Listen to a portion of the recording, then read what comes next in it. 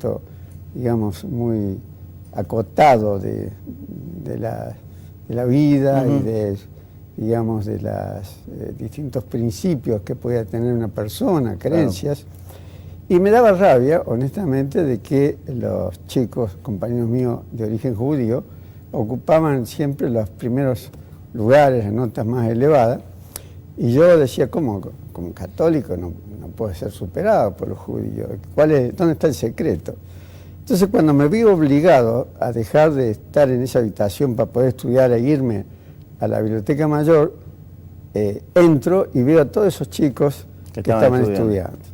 A los 45 minutos yo me levanté y me fui a fumar un cigarrillo. Claro. Volví a la sala de lectura y estaban lo mismo, estudiando. Y cuando me fui a las 3 o 4 horas o 5, seguían sentados. Entonces, bueno, ahí está el secreto, el sacrificio, la constancia, etcétera, ¿no? Mira eso. Fue siempre un chico muy buena persona, se notaba, muy chiquilín, muy estudioso, muy querible. Y así continuó toda su vida. Desde siempre fue muy estudioso. Era un tipo siempre que ha sido muy sencillo, muy amigo de todos. Aunque no lo vea todos los días y aunque no lo vea a lo mejor por un tiempo largo, es siempre la misma persona. La sencillez y la humildad fue lo más grande. Y después lo admiro como profesional por todo lo que ha hecho y por todo lo que haría si pudiera necesitarlo, yo creo. Siempre en el transcurso de su vida ha demostrado lo que ha sido. Una gran persona y una bella persona. Bueno, ¿son compañeros tuyos? Fueron compañeros míos del secundario. Ajá. Y después de medicina, nada más que Elba se casó y bueno, dejó de estudiar. En cambio el Coco Peñalosa estaba sentado atrás mío en el secundario. Ajá. Y yo siempre, el sobrepeso fue uno de mis grandes problemas. Y así que me decían gordo. Y yo estaba sentado adelante y más o menos estudiaba. En cambio él era vago, como eran todos los chicos. Entonces teníamos una prueba y le agarraba un lápiz y me pinchaba, digamos así, a nivel en los espacios intercostales, ¿no? Y me decía, gordo, ayúdame, esta pregunta tal. Bueno, yo le daba todo el examen. Pero el Coco se recibe y luego, yo lo admiro mucho, porque él llega a Córdoba sin un peso y empieza a trabajar en el PEC, ¿no es cierto?, desde las 7 de la mañana a las 2 de la tarde. De ahí se iba a comer a un comedor estudiantil para que pudiese alcanzar la plata, y de ahí se iba a estudiar, se iba a donde vivía, a la pensión, y a estudiar. Y Coco demoró para recibirse exactamente igual que yo, que tenía solamente la preocupación de estudiar. O sea que para mí es un mérito siempre cuando nos encontramos, que gracias a Dios somos los pocos sobrevivientes con Elba y él, nos sabemos reunir, aunque sea una vez al año, y yo siempre le expreso mi admiración a él por esa virtud. Hay otros, ¿Sí? no todos sonrientes, mira. Ajá. Es una persona excelente, bueno, de una bondad increíble, de un gran corazón, inteligente, honesto y dedicado totalmente a su carrera. Fundamentalmente, que la vida del médico, como él lo conoce muy bien y lo hace muy bien, es una vida de servicio. Y que yo sigo pensando, y estoy seguro que él también, que sirviendo es algo que se da, pero aquel que da recibe mucho más en dando, como dice la hermana Teresa de Calcuta. Y que además lo quiero mucho. Y es un profesional excelente y es un amigo, así, con letras mayúsculas, muy buena persona. Que estamos muy contentos de ser sus amigos y que él tiene mucho para dar todavía, así que hay que luchar en la vida.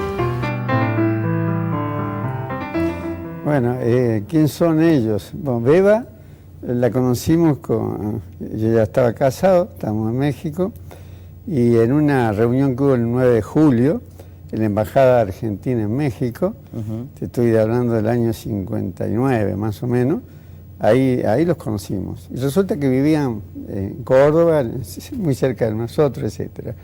Y bueno, la amistad ha seguido hasta ahora. Ellos trabajaron en Estados Unidos muchísimos años, se jubilaron y están residiendo en Córdoba. Y en cuanto al negro Lucena, un alergista de primera, también hemos compartido horas muy lindas en viaje a Europa. Y bueno, él es un hombre muy cristiano. Entonces nos une muchas cosas en común. ¿Sí? ¿Cuándo decidiste, o mejor dicho, cuándo te diste cuenta de que... Logrados a base de grandes sacrificios. Mamá era maestra a la mañana y a la tarde. De ella he heredado, digamos, mi vocación docente. Entonces, ¿quién me criaba? Me criaba mi abuela, o sea, abuela materna. Y bueno, mi abuela materna tuvo una afección cardíaca y murió a raíz de eso. Es posible que de ahí haya nacido tal vez mi primera inclinación. La segunda tal vez se la deba al médico que la trataba, que se llamaba Joaquín Villafañe. Más que médico era un poeta, siempre con su moñito. Y bueno, era el paladín, tal así que fíjate vos que cuando hubo en el año 45, me parece, hubo la primera huelga estudiantil, porque lo habían echado a él, porque él era radical. Y hicimos la primera huelga en San Francisco. Eso influyó, pero yo creo que lo que más influyó también fue que, siendo practicante en el Hospital Córdoba, cayó un médico de un perfil muy bajo, pero de gran sabiduría, un hombre ejemplar, que fue uno de mis dos maestros que tuve acá en Córdoba, y que se llamaba Marcelino Rusculleda Batlle. Y ese hombre realmente yo creo que me inculcó el amor a la cardiología como ciencia, ¿no? Y también tengo que recordar a Ignacio Maldonado Allende. Él era el profesor de la cátedra.